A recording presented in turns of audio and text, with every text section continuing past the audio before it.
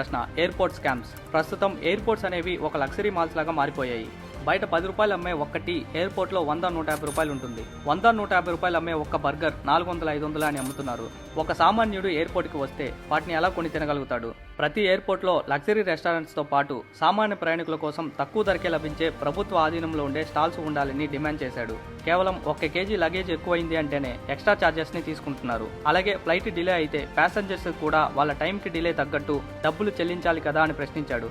రాఘవ్ చడ్డా అడిగిన ఈ క్వశ్చన్స్ కూడా గవర్నమెంట్ రెస్పాండ్ అయింది. విమానాశ్రయాల నిర్వహణ పూర్తిగా ప్రైవేట్ సంస్థలకు ఇచ్చినప్పుడు అక్కడ స్టాల్స్ మరియు ప్రైసెస్ ఆయా సంస్థల పరిధిలోనే వస్తుందని ప్రభుత్వం తెలిపింది.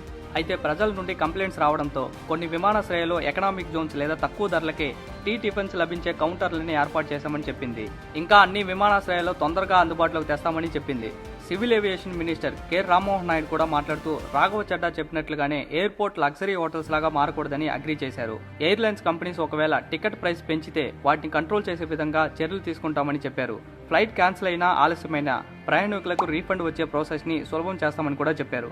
రాఘవ్ చడ్డా పార్లమెంట్లో అడిగిన ప్రశ్నల గురించి డీటెయిల్డ్గా ఫుల్ వీడియో చేశాం. లింక్ డిస్క్రిప్షన్లోను బయోలోనూ ఉంటుంది. నా ఎక్స్ప్లెనేషన్ నచ్చితే సబ్స్క్రైబ్ చేసి ఫాలో చేసి సపోర్ట్ చేయండి.